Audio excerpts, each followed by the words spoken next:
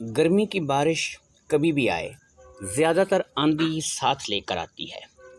میں اس روز جب تھانے پہنچا تو مکمل طور پر بارش سے بھیگ چکا تھا اور آندھی نے میری وردی کی حالت خراب کر دی تھی۔ اگرچہ موسم گرمی کا تھا مگر مجھے پھر بھی چائے کی طلب محسوس ہو رہی تھی۔ دفتر میں آ کر بیٹھتے ہی میں نے ایک سپاہی کو کڑک چائے کا بولا اور خود کچھ فائلوں کی ورق گردانی میں لگ گیا۔ اتنے میں سپاہی محمد یونس اندر داخل ہوا اور سلام کیا۔ میں نے پوچھا، ہاں بھائی یونس صاحب ٹھیک ہے نا؟ کہنے لگا، جی شاہ جی، اللہ کا کرم ہے، سب ٹھیک ہے۔ میں تو بس یہ بتانے آیا ہوں کہ عمران نامی ایک لڑکا آپ سے ملنے کے لیے باہر بیٹھا ہے، وہ آپ ہی سے ملنا چاہتا ہے۔ میں نے ہاں میں سر کو ہلایا اور یونس سے کہا اسے اندر بھیج دو۔ یونس سلوٹ کر کے باہر چلا گیا۔ تھوڑی دیر بعد ایک دبلا پتلا نوجوان جس کی عمر کوئی 20-22 سال رہی ہوگی میرے کمرے میں داخل ہوا۔ وہ تھوڑا گھبرایا ہوا لگ رہا تھا۔ اس نے مجھے سلام کیا اور ادھر ادھر دیکھنے لگا۔ میں نے اسے بیٹھنے کا اشارہ کیا اور اس سے کہا تو وہ سامنے رکھی کرسی پر بیٹھ گیا۔ وہ تھوڑا ڈرا ہوا لگ رہا تھا۔ اس نے مجھ سے کہا، تھانے دار صاحب، میں ایک بات کی رپورٹ لکھانا چاہتا ہوں۔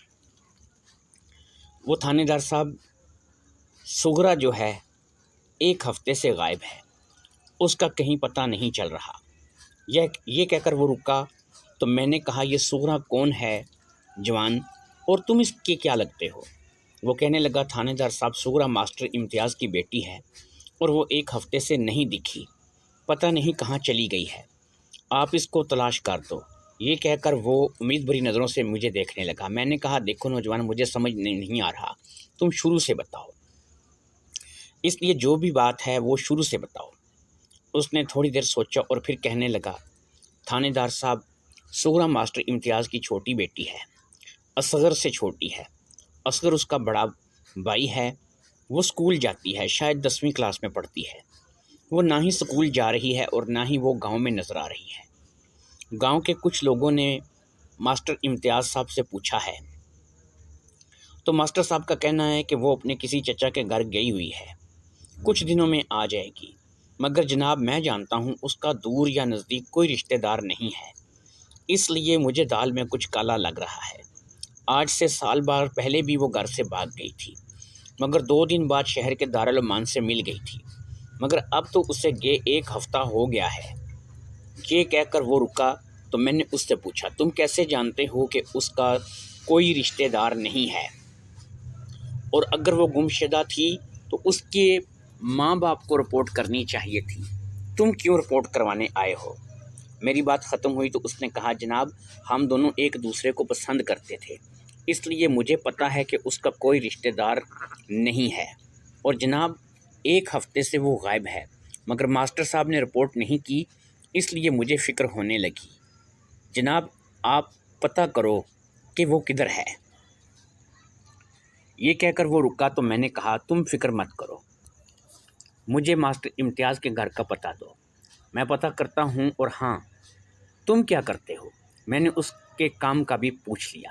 اس نے بتایا کہ وہ کریانہ سٹور کی دکان کرتا ہے۔ میں نے کہا، تم باہر محرر کے پاس اپنا نام، پتہ اور دیگر تفصیل لکھوا دو اور باقی رپورٹ بھی لکھوا دو تاکہ ہم لوگ اپنی کارروائی کا آغاز صحیح طرح سے کر سکیں۔ اس نے اٹھ کر مجھے سلام کیا اور کمرے سے باہر نکل گیا۔ میں نے اس کے جاتے ہی کریم بخش کو کمرے میں طلب کر لیا۔ وہ بھی اسی گاؤں کا تھا جس گاؤں سے وہ لڑکا آیا تھا۔ میں نے کریم بخش کو کرسی پر بیٹھنے کے لیے کہا اور پھر اس سے کہا، کریم بخش، اپنے گاؤں میں ماسٹر امتیاز کو جانتے ہو؟ کریم بخش کہنے لگا، جناب بڑی اچھی طرح سے جانتا ہوں، بڑا ہی اچھا اور بڑا ہی بیبا بندہ ہے۔ کیوں جناب، کیا ہوا؟ کریم بخش نے تشویش سے پوچھا۔ میں نے کہا، کچھ نہیں، ایک لڑکا رپورٹ کروانے آیا تھا، اس کا کہنا ہے کہ ماسٹر امتیاز کی بیٹی 1 ہفتے سے لاپتہ ہے، مگر انہوں نے رپورٹ نہیں کی اس کی گمشدگی کی۔ یہ اس لڑکی کو پسند کرتا تھا، اسے زیادہ فکر ہوئی اور رپورٹ کرانے چلا آیا۔ یہ کہہ کر میں رکا تو کریم بخش نے کہا، جناب آپ عمران کی بات کر رہے ہیں؟ مگر آپ کو یہ بتا دوں کہ عمران کی صحبت اچھی نہیں ہے۔ اس کے ایک دو دوست جیل کی ہوا بھی کھا چکے ہیں۔ میں نے کہا کریم بخش یہ بھی کسی جرم کا حصہ رہا ہے؟ تو کریم بخش نے انکار کر دیا۔ منظر ماسٹر امتیاز کے گھر کا تھا۔ میں اور میرے دو سپاہی ماسٹر امتیاز کی بیٹھک میں بیٹھے تھے اور ہمارے سامنے ماسٹر امتیاز بیٹھا تھا۔ اس کی عمر 50 سال ہوگی، رنگ سانولا اور صحت اچھی تھی۔ میں نے کہا ماسٹر جی آپ کی بیٹی سغرا کہاں ہے؟ میرے سوال پر ماسٹر چونکا اور پھر اس نے کہا جناب سغرا اپنے چچا کے گھر شہر گئی ہے۔ میں نے کہا ٹھیک ہے، ہم کو اس کے چچا کے گھر کا پتہ دیں۔ اگر سغرا وہاں ہے تو ساری بات ہی ختم ہو جائے گی، اور اگر وہ نہ ملی تو پھر آپ کی ذات مشکوک ہو جائے گی۔ یہ کہہ کر میں نے سوالیہ نظروں سے ماسٹر کو دیکھا۔ میری اس بات نے ماسٹر امتیاز کو پریشان کر دیا۔ وہ کچھ دیر خاموش رہا اور پھر اس نے مجھ سے کہا جناب تھانے دار صاحب اب آپ سے کیا چھپانا، آپ کو بتا دیتا ہوں مگر آپ وعدہ کریں اس بات پر پردہ ہی رکھیں گے۔ وہ جناب ایسا ہوا ہے کہ سغرا گھر سے بھاگ گئی ہے اور ہم بدنامی کے ڈر سے سب کو یہ بتا رہے ہیں کہ وہ اپنے چچا کے گھر شہر گئی ہوئی ہے۔ میں نے کہا اگر وہ کہیں گھر سے بھاگی ہے تو اس کی کوئی وجہ ہوگی، اس کا دماغ تو خراب نہیں کہ وہ گھر سے بھاگ جائے، مجھے وہ وجہ جاننی ہے ماسٹر جی۔ اس بار وہ کچھ دیر خاموش رہا اور پھر بولا جناب وہ ہمارے علاقے کا ایک لڑکا ہے جی عمران، وہ اس کے ساتھ بھاگی ہے۔ یہ کہہ کر وہ چپ ہوا تو میں نے کہا تم اس عمران کی بات تو نہیں کر رہے ہو جس کی کریانہ شاپ ہے؟ میری خاموشی پر اس نے کہا جی بالکل ٹھیک پہنچے آپ جناب، یہ عمران میری بیٹی کے پیچھے پڑا تھا جناب، پکا شک ہے کہ سغرا کو عمران نے گھر سے دور کیا ہے، وہ عمران کے ساتھ ہی بھاگی ہے۔ اس کی خاموشی پر میں نے کہا ماسٹر جی مگر عمران تو گاؤں میں موجود ہے، جبکہ اگر تمہارے مطابق وہ سغرا کو لے کر گیا ہے تو پھر اسے بھی سغرا کے ساتھ ہی ہونا چاہیے تھا، وہ تو گاؤں میں اپنی دکان پر ہی موجود ہے، اور اگر تم لوگوں کو اس پر شک تھا تو تم لوگ رپورٹ کروا سکتے تھے۔ تو کیا تم لوگوں نے اس سے پوچھا کہ سغرا کہاں ہے؟ میں خاموش ہوا تو ماسٹر نے کہا جناب کبھی چور بھی چوری کر کے مانتا ہے کہ وہ چور ہے، اور کیونکہ قصور ہماری اپنی بیٹی کا ہی ہے تو ہم نے اس پر بھی صبر کر لیا ہے۔ میں یہی سمجھوں گا کہ میری صرف ایک ہی اولاد ہے اور وہ میرا بیٹا ہے۔ میں نے کہا تمہارے علاوہ گھر میں اور کون ہے؟ وہ کہنے لگا جناب صرف میں اور اصغر ہوتے ہیں گھر میں، میری گھر والی فوت ہو چکی ہے، اب صرف ہم 3 لوگ تھے اور سغرا کے جانے کے بعد صرف میں اور اصغر ہیں۔ اب میں جانے کے لیے اٹھ کر کھڑا ہوا اور ماسٹر سے کہا دیکھو ماسٹر، ہم آپ کی بات کو مکمل چیک کریں گے، اگر عمران سے بھی ملیں گے، اور تمہاری بیٹی کہاں ہے بہت جلد اس بات کا بھی کھوج لگا کر رہیں گے۔ یہ کہہ کر میں اس کے گھر سے باہر نکل آیا۔ میرے لیے یہ بات بڑی عجیب تھی کہ ماسٹر امتیاز عمران پر الزام لگا رہا تھا، جبکہ سغرا کی گمشدگی کی رپورٹ عمران نے ہی درج کرائی تھی۔ اگر عمران اس جرم میں شامل تھا اور ہمیں ڈبل کراس کر رہا تھا تو یہ آگے چل کر عمران کے لیے بہت بڑی مصیبت کا باعث بننے والا تھا۔ میں نے عمران سے کچھ نہ پوچھنے کا فیصلہ کیا اور تھانے آ گیا۔ تھانے پہنچ کر میں نے سپاہی محمد یونس کو اپنے پاس طلب کیا اور پھر یونس اور اس کے ساتھ طالب حسین کو عمران کی نگرانی اور اس امر پر لگا دیا کہ اس گاؤں سے شہر جانے والی 2 گاڑیوں سے یہ معلوم کرے کہ کیا سغرا نے ان میں سے کسی کی بس میں سفر کیا ہے، اور اس کے علاوہ یہ معلوم کریں کہ سغرا کو آخری بار کب اور کہاں دیکھا گیا ہے۔ اگر سغرا گاؤں سے باہر گئی ہے تو کسی ذریعے سے گئی ہوگی اور کس کے ساتھ گئی ہے، اور اگر وہ گاؤں کے اندر ہے تو وہ کہاں ہے اور کس کے پاس ہے۔ اگلے 2 دن میں یہ بات آئینے کی طرح صاف ہو گئی، سغرا گاؤں سے باہر کہیں نہیں گئی اور نہ ہی سغرا کو کسی نے جاتے دیکھا ہے۔ میں آپ کو ایک بات بتانا بھول گیا کہ میں نے ماسٹر امتیاز سے سغرا کی 2-3 تصویریں لے لی تھیں۔ منظر تھانے کا تھا اور کمرہ میرا۔ میرے سامنے کرسی پر عمران بیٹھا تھا۔ اس نے مجھ سے پوچھا، تھانے دار جی کچھ پتہ چلا سغرا کا؟ وہ کہاں ہے؟ میں بہت پریشان ہوں، میرے دل میں برے برے خیال آ رہے ہیں۔ وہ خاموش ہوا تو میں نے کہا، دیکھو عمران، ابھی تم نے پولیس کی صرف نرمی دیکھی ہے۔ میں نہیں چاہتا کہ تم پر کوئی سختی کروں، اس لیے تم سے جو بھی پوچھا جائے سچ سچ بتانا، جھوٹ مت بولنا۔ ماسٹر امتیاز کا کہنا ہے کہ سغرا کو تم نے غائب کیا ہے، وہ تمہارے ساتھ باغی ہے اور تم نے اسے کہیں چھپا رکھا ہے۔ اب تم بتاؤ کہ سچ کیا ہے؟ میری بات پر وہ مسکرایا اور بولا، جناب میں نے ہی تو اس کے غائب ہونے کی رپورٹ درج کروائی اور آپ مجھ پر ہی شک کر رہے ہیں۔ میری اس سے بات چیت ضرور تھی، مگر میں نے کبھی ایسا کام نہیں کیا۔ میں تو اپنی امی کو ماسٹر صاحب کے گھر بھیجنے والا تھا رشتے کے لیے۔ اگر مجھے رشتہ مل جاتا تو میں اس میں راضی تھا۔ مجھے کسی کو غائب کرنے یا گھر سے بھاگنے میں مدد کرنے کی کیا ضرورت تھی؟ وہ خاموش ہوا تو میں نے پوچھا، اچھا ایک بات بتاؤ، تمہاری اور اس کی دوستی کس حد تک تھی؟ وہ میری بات سمجھ گیا۔ اس نے کہا، تھانے دار صاحب اللہ کی قسم لے لو، آج تک ہاتھ تک نہیں پکڑا اس کا۔ میں نے عمران سے کہا، کوئی ایسی بات جو تم نے اب تک ہمیں نہ بتائی ہو یاد کرو۔ میرے کہنے پر وہ سوچنے لگا اور پھر اس نے کہا، تھانے دار صاحب ایک بات ہے تو صحیح، پتہ نہیں یہ آپ کو فائدہ دے گی یا نہیں۔ وہ اکثر مجھے ساتھ لے کر ساتھ والے گاؤں ڈاکٹر فوزیہ کے پاس جاتی تھی۔ میں باہر ہی رہتا تھا، وہ ڈاکٹر فوزیہ سے دوائی لیتی تھی، مگر جناب میرے پوچھنے پر وہ بخار یا سر درد کا بہانہ بنا دیتی تھی۔ مگر ڈاکٹر فوزیہ سر درد اور بخار والی ڈاکٹر نہیں تھی، وہ بچوں کی پیدائش۔ میں جب ڈاکٹر فوزیہ کے کلینک میں داخل ہوا تو کوئی مریض نہیں تھا۔ دن کے لگ بھگ 2 بجے کا ٹائم تھا اور ڈاکٹر اپنے کلینک میں اکیلی بیٹھی تھی۔ میں نے ڈاکٹر فوزیہ کو سلام کیا تو اس نے کہا، انسپکٹر صاحب خیریت ہے؟ یہ تو لیڈیز کا کلینک ہے، آپ یہاں پر کیسے؟ میں نے ڈاکٹر فوزیہ سے کہا، پولیس کا کام ہی ایسا ہے، ہمیں بہت کچھ کرنا پڑتا ہے۔ ویسے میں اپنا تعارف کرا دوں، میرا نام احمد شاہ ہے اور میں آپ کے ساتھ والے گاؤں کا تھانے کا انچارج ہوں، اور ابھی ایک کیس کے سلسلے میں آپ کے پاس آیا ہوں۔ امید ہے آپ قانون سے تعاون کریں گی۔ یہ کہہ کر میں خاموش ہوا تو اس نے کہا، جی ضرور، جو مجھ سے ہو سکے گا میں وہ تعاون ضرور کروں گی۔ اب میں نے اپنی بات شروع کی، سغرا نامی لڑکی کو جانتی ہیں؟ اور ساتھ ہی سغرا کی ایک تصویر بھی ٹیبل پر رکھ دی۔ اس نے ایک نظر تصویر دیکھی اور اس بات میں سر ہلایا۔ میں نے کہا، یہ لڑکی پچھلے 1 ہفتے سے لاپتہ ہے۔ مجھے اس لڑکی کی تلاش ہے۔ تفتیش کے دوران پتہ چلا کہ یہ آپ کی مریضہ ہے تو مجھے حیرت ہوئی، کیونکہ سغرا غیر شادی شدہ تھی، تو پھر آپ کی اسے کیا ضرورت تھی؟ اب میں یہ جاننا چاہتا ہوں کہ وہ اب آپ کے پاس کیوں آتی تھی؟ میری بات ختم ہوئی تو ڈاکٹر نے بولنا شروع کیا، انسپکٹر صاحب، سغرا ایک شادی شدہ زندگی گزار رہی تھی اور وہ 5 ماہ کی پریگننٹ بھی تھی۔ ڈاکٹر کی یہ بات میرے لیے کسی بم سے کم نہیں تھی۔ میں نے کہا، ڈاکٹر صاحبہ، اس کی شادی نہیں ہوئی تھی ابھی۔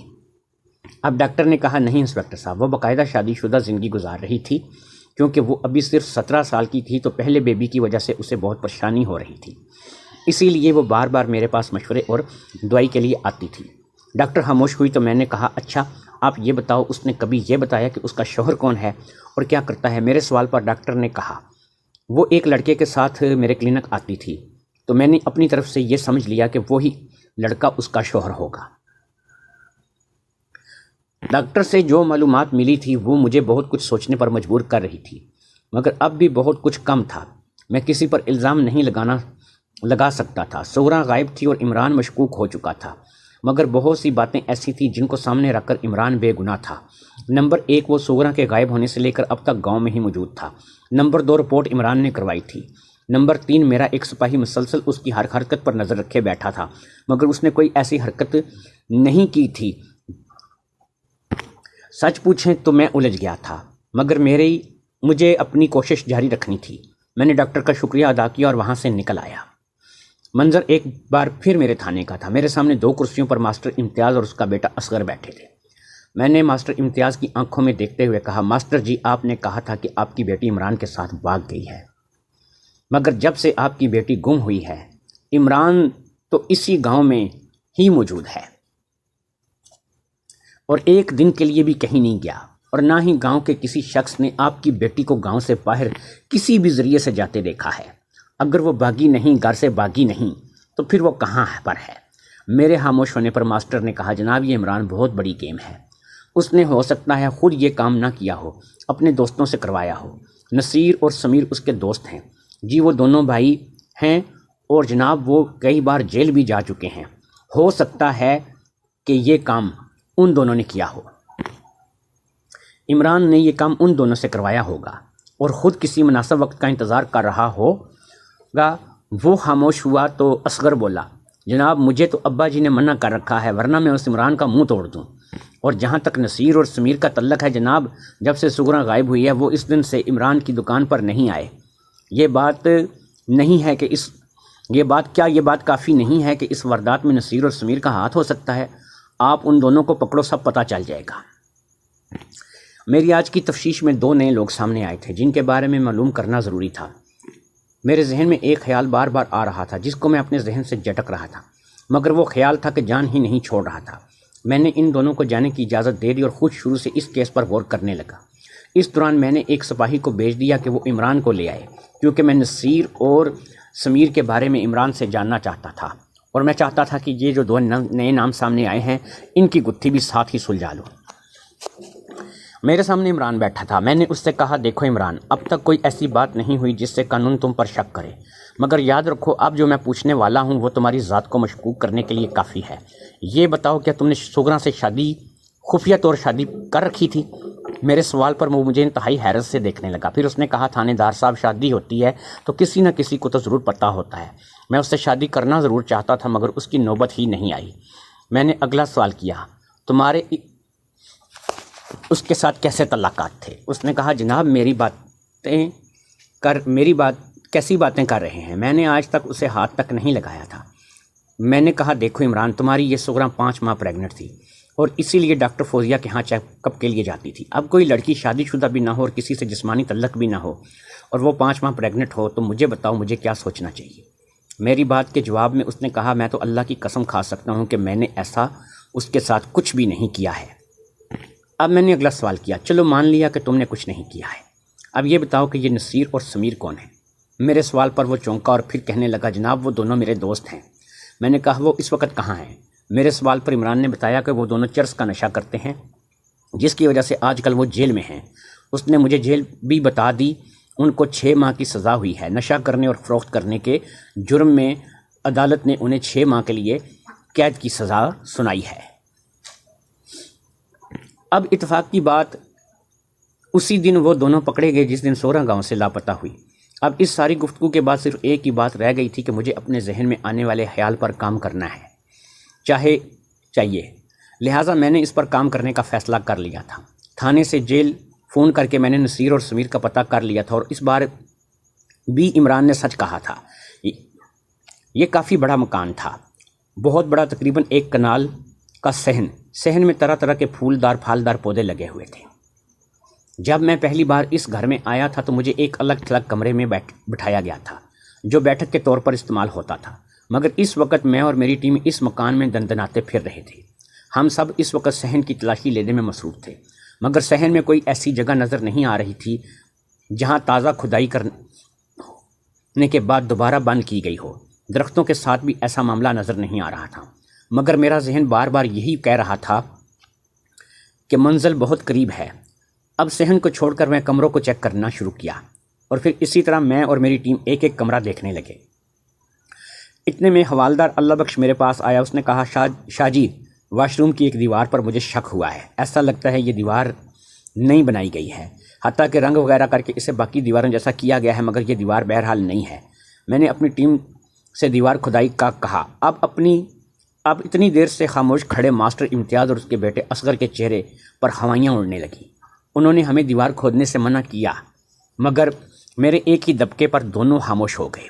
دیوار کی کھدائی جاری تھی۔ تھوڑی ہی دیر میں پتہ لگ گیا کہ یہ دیوار کے آگے بنائی گئی ہے۔ آپ کو یہ بتا دوں، گاؤں کے کچھ لوگ بھی ہماری کارروائی دیکھنے آ گئے تھے، ان میں عمران اور اس کی والدہ بھی تھیں۔ اب کھدائی بڑی احتیاط سے ہو رہی تھی اور پھر دیوار کافی حد تک گر گئی۔ بدبو تو آنی کب کی شروع ہو چکی تھی، اور پھر تھوڑی ہی دیر میں لاش بھی سامنے آ گئی۔ لاش ایک نوجوان لڑکی کی تھی۔ گاؤں کے لوگ ایک یک زبان بولے، سگراں، یہ سگراں ہے۔ کچھ دیر کے لیے ہر طرف سناٹا چھا گیا۔ کچھ لوگ تو باقاعدہ رو رہے تھے۔ ان میں عمران بھی تھا، وہ سب سے زیادہ رو رہا تھا۔ لاش کو احتیاط سے باہر نکالا گیا، اگرچہ وہ گلنا شروع ہو چکی تھی مگر آسانی سے پہچانی جا رہی تھی۔ میں نے قہر آلود نظروں سے ماسٹر امتیاز اور اصغر کو دیکھا۔ وہ اب کچھ بولنے کے قابل نہیں رہے تھے۔ میں نے لاش کو پوسٹ مارٹم کے لیے شہر روانہ کر دیا اور پھر میں امتیاز اور اصغر کے پاس پہنچ گیا۔ میں نے جاتے ہی ماسٹر امتیاز اور اصغر کو ایک زوردار تھپڑ رسید کیا اور انتہائی جلالی لہجے میں کہا، صرف سچ، میں سچ سننا چاہتا ہوں۔ میرے ایک ہی تھپڑ نے کام کیا تھا۔ ماسٹر امتیاز کہنے لگا، ہم کیا کرتے ہیں؟ ہم لوگوں کو پتہ لگا کہ یہ پریگننٹ ہے تو ہم نے اس سے پوچھا مگر اس نے کچھ بھی نہ بتایا۔ ہم کو عمران پر شک تھا مگر کوئی ثبوت نہیں تھا۔ اس بات کو لے کر کے گھر میں جھگڑے ہونے لگے۔ آخرکار ہم دونوں نے یہ فیصلہ کیا، ایسی بیٹی سے نہ ہونا بہتر ہے، اور پھر ایک رات ہم نے سوتے میں اسے مار دیا اور باتھ روم کی دیوار کے آگے ایک دیوار بنا کر اسے دفن کر دیا۔ میں نے سب لوگوں کی موجودگی میں اقبالی بیان لیا اور ان دونوں کو گرفتار کر لیا۔ ابھی بھی بہت ساری باتیں صاف نہیں تھیں۔ یہ کنفرم نہیں ہو رہا تھا کہ اس کے پیٹ میں بچہ کس کا ہے، عمران کا یا کسی اور کا، جس کی وجہ سے وہ بیچاری قتل ہو گئی تھی۔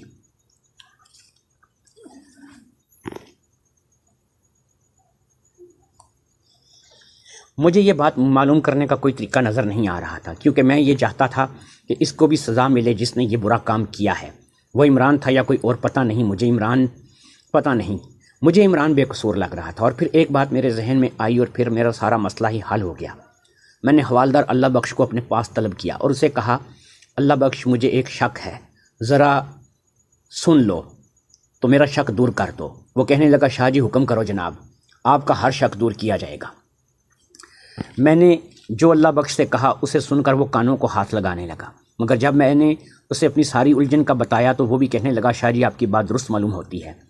میں اگر ایسا ہی ہوا ہے جیسا آپ نے سوچا ہے تو یہ ایسی بات ہے جسے کوئی رہتی دنیا تک برداشت نہ کر سکے گا۔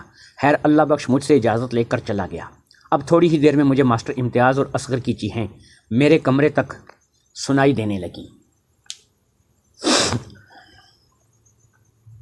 اور پھر تقریباً 10 منٹ بعد ہی کمرے میں اللہ بخش داخل ہوا اور مجھے کہنے لگا، شاہ جی کامیابی، جو آپ نے کہا تھا ویسا ہی ہوا، مجرم تیار ہے سچ بولنے کے لیے۔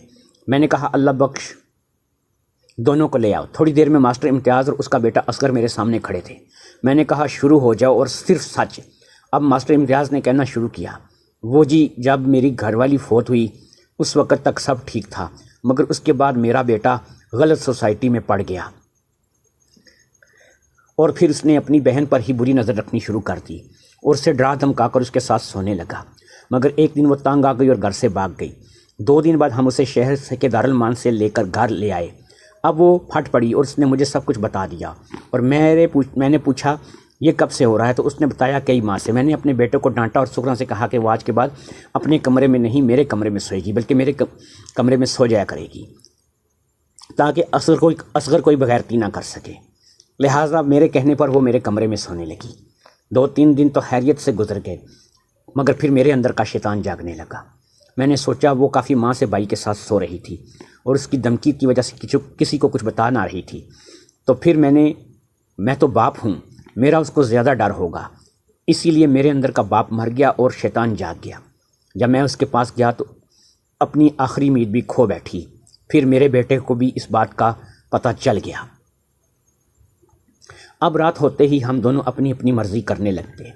وہ تنگ آ گئی، پھر اسے پتہ لگا کہ وہ پریگننٹ ہے اور اب بچہ ضائع بھی نہیں ہو سکتا۔